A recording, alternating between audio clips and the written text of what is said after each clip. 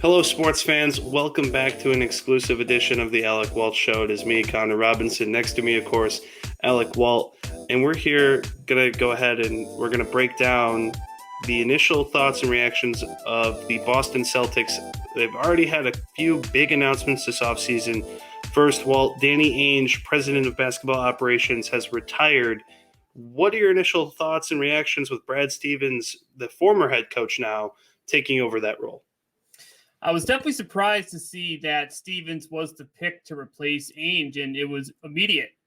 Because when you look at the Celtics situation right now, obviously coming off a down season, Ainge getting older, you assume that this was pretty much the end of the road for him. Now, he's a guy that played for the Celtics, won a championship with the Celtics. I didn't think they were going to fire him, so this is kind of a saying, like, we're going to move on from you, but they did it in the most peaceful way possible by him announcing his retirement. Now, Brad Stevens taking over his role is definitely a surprise because Brad Stevens, for the most part, Celtics fans like myself assumed that he was going to be safe in his coaching position. Obviously, a lot went wrong, and things obviously weren't perfect on his end, but his background was in coaching. He was a coach when he was at Butler. He came to Boston in 2013. He's been the Celtics coach for the last 8 years, which seems a lot longer than it's actually been. When I saw that it's been 8 years, I was actually pretty surprised to see that, but he's 44 years old. He's been around the NBA for a while, so hopefully he's going to take his background. Like when he was in college at Butler, one of the main reasons why the Celtics were so interested in him was because he was a quality recruiter, took some talent that may not be the best talent in the league, built a quality team, and went on runs in the NCAA tournament. When he was here in Boston, he started off with a bunch of guys, overachieved, built a playoff roster, made it to the Eastern Conference Finals, and now we're a little bit behind. And what we thought was going to be this potential dynasty really turned into a massive disappointment. So I'm surprised that this is the direction they're going. Obviously, it seemed like the message for Ainge Stevens really wasn't coming across very well. They were having a tough time recruiting players. Like we even saw in this last buyout period, they went after LaMarcus Aldridge. He went to the Nets. They went after Blake Griffin. He went to the Nets. They went after Andre Drummond. He signed with the Lakers.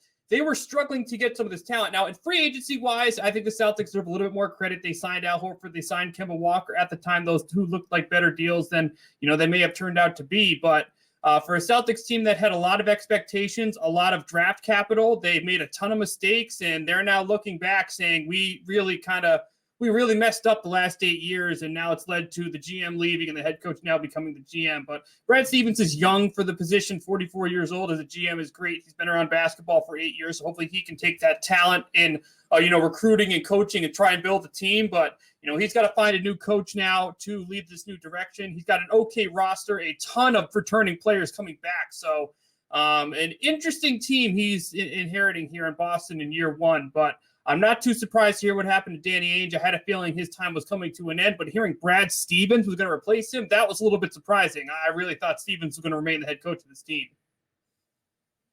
So, and you touched upon it, it's a surprise to a lot of people, I would presume. Now there is a head coaching vacancy. Who are the potential, who do you think is going to come in the door, become the new head coach?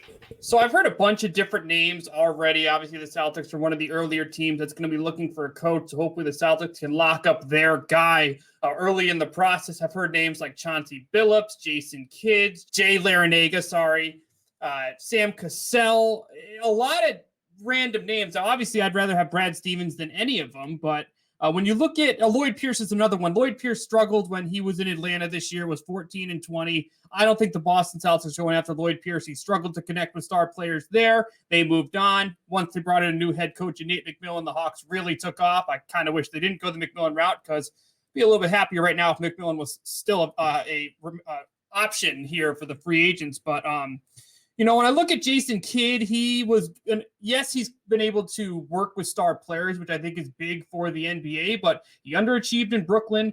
He underachieved when he was in Milwaukee. I just don't really see him as the best head coaching option. Now, when you get to Chauncey Billups, he has the experience working with Kawhi Leonard and Paul George, two star players with the Clippers last year. I'm not the biggest fan of Tyronn Lue, who he was working under last year, but he's a guy that's kind of coming together as a potential up-and-coming head coach. But when I look at this spot right now, I think it's Sam Cassell. And Sam Cassell was a guy that's been an assistant in the NBA for the last 10 years. He won a championship in Boston. He's a guy that the alumni for the Celtics really like. He's a guy that's very well respected around the NBA. And I think those 10 years of assistant experience is going to help him a ton. Chauncey only has 1, Billups has 10, knows the city as well. So one thing that's big for coaching in a city like Boston's not an easy place to coach in. And his having that background with the city, with the fan base, with the organization is huge. Obviously, with the exception of Bill Belichick for this situation, you look at Alex Cora with the Boston Red Sox. He won with the Red Sox, came to the city, knew what to expect from the fans, and he's been successful, obviously, outside of him having to sit out last year due to a suspension he had with a different team. And then you look at the Boston Bruins. Bruce Cassidy was the head coach with the Providence Bruins, knew the organization, knew the city, knew the fans, and he's adjusted well in that position. So I personally would pick Cassell. I'm not a huge fan of some of the other candidates, but I think for some guy that has a high ceiling as a potential head coach in this league, Cassell is that guy and has that background in the city of Boston. And you mentioned, lackluster season. They lost to the Nets 4-1 in the first round of the playoffs. Where do the Celtics go from here?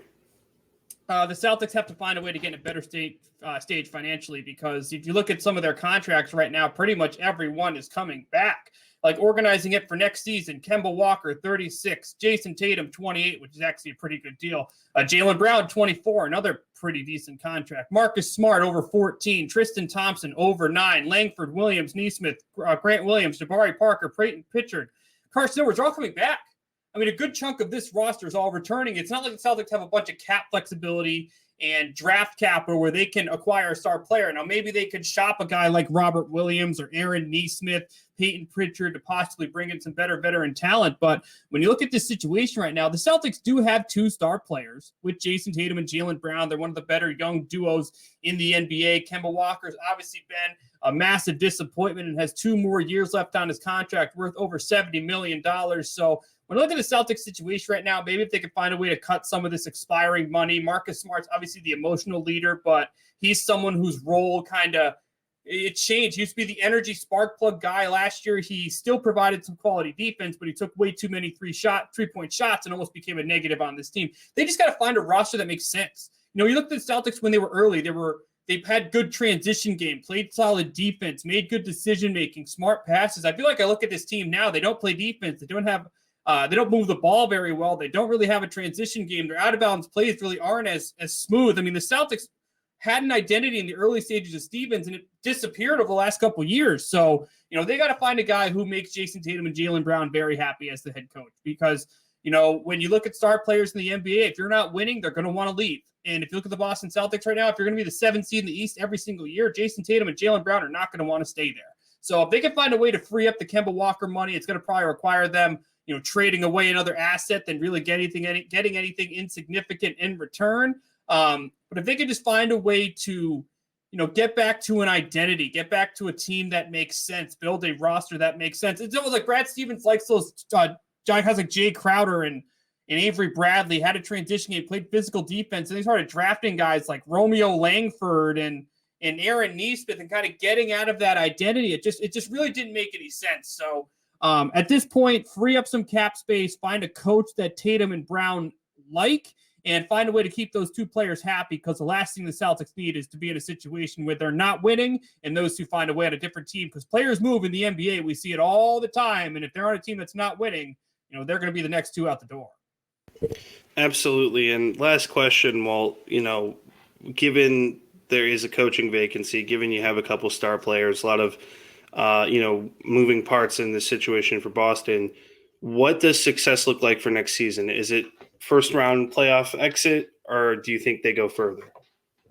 Well, if you look at the Eastern Conference right now, obviously the Philadelphia 76ers are a very good team. Same with the Brooklyn Nets and Milwaukee Bucks. The Miami Heat are a team that could possibly bounce back. The Atlanta Hawks are on the rise. Same with the New York Knicks, who have some money to spend. So, the Eastern Conference around the Celtics is getting better. There's still some other teams like Chicago acquired Nikola Vucevic. They could possibly be better in a very weak division. There's some pretty Charlotte's another team. If they can stay healthy, they'll be interesting. There's a lot of competition around them. And for the Boston Celtics, when you have Jason Tatum, you have Jaylen Brown, you're expected to win. And I think for the Celtics, you have to have that expectation as this team is young. This team is expected to do some damage. Now, obviously, based on the seeding wise, like this year, they could get screwed and end up playing a team like the Nets in the first round. It's not really anything you can control. When I look at the Celtics, I expect them to be a competitive team. What I saw this past season was not competitive. They were a team that, when I used to watch Celtics games, when I used to watch Brad Stevens basketball, they were a team that could match up really against anyone. They were a team that fought in every single game, played physical defense, played well when it mattered in key moments, had solid out-of-bounds plays. They had players that knew their role, made a lot of sense. And, it's really unfortunate what's happened, with the Celtics over the last couple of years. So, hey, at the end of the day, they gotta do what's right. I think now, if they lose in the first round next year, I'm going to be disappointed. They're a team I expect to at least advance in one round. Now, obviously, if you get one of the tougher teams in the East, that's your fault for not seeding in a better spot. Don't finish seventh. Win some of the games that matter. Don't lose stupid games to Charlotte. Don't go to Memphis and lose. Win games you're supposed to win.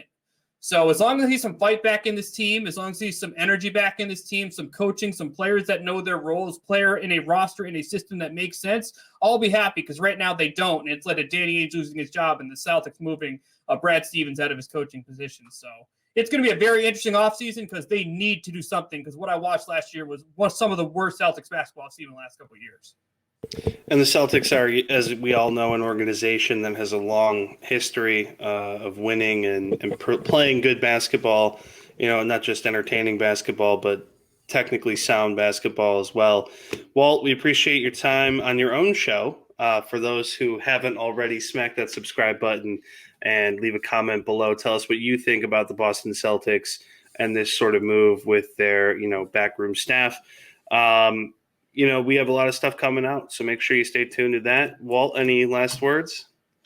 It should be a very interesting offseason. That's all I have to say. Go Bruins, go Red Sox, go Patriots, because it may be a little bit till we see the Celtics give us a little bit more competitive of basketball team. But this team deserved to go home early. They're packing their bags early, and hopefully some franchise-changing moves can get this team up and running and playing to expectation like we expected to be in the top. Now they're going home, so go Celtics. We'll see what happens in a bit, but there's a lot of pressure on Brad Stevens in his new role, and hopefully he hires the right coach and they can start looking like the old Celtics again. Absolutely. Well, Walt, we appreciate your time. Everyone, thanks for tuning in. Have a wonderful afternoon, evening, night, whatever it is, wherever you are. So thanks for tuning in. Make sure you subscribe to Down the Block Sports. We'll catch you next time.